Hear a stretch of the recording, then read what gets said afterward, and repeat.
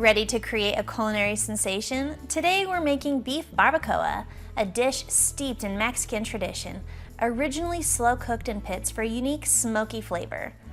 Let's get started on this flavor-packed journey. The first step is to awaken the soul of our dish, the chilies.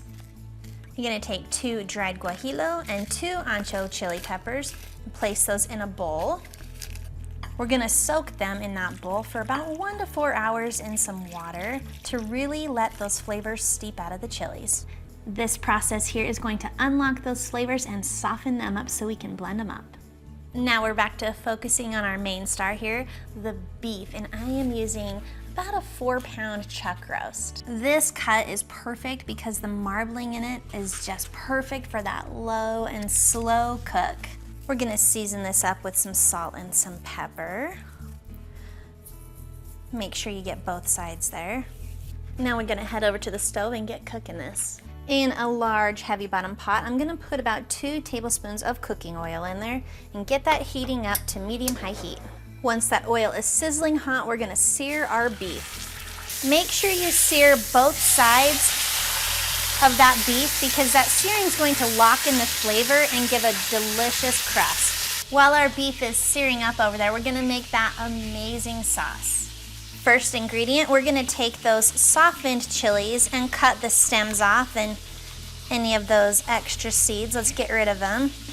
And go ahead and put those right in the blender. Both the ancho and the guajillo are going in. Add to that 1 chipotle in adobo sauce, for that extra smoky kick.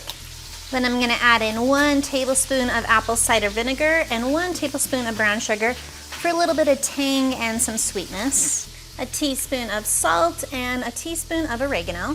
3 minced cloves of garlic. And the last ingredient is a 1/2 teaspoon of cinnamon, which brings a subtle warmth to this dish. Those are our flavor ingredients. And now we're gonna add in about 2 tablespoons of oil and then 1/4 cup of water. And now you simply blend it until it's smooth. It's like a blow dryer.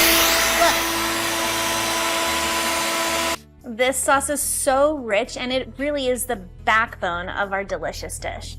At this point, you're gonna wanna make sure you've got a preheated oven of 300 degrees Fahrenheit. And now we simply pour that vibrant, delicious sauce over that beef.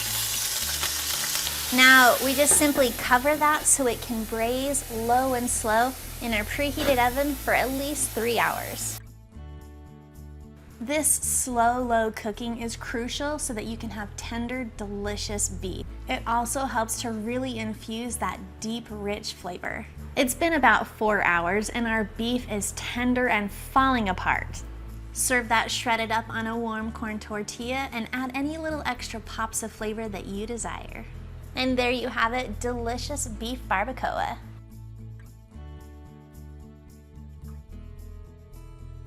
Thanks for watching. You can find the full written recipe in the video description below.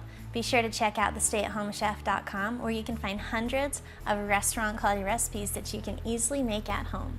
We'll see you later.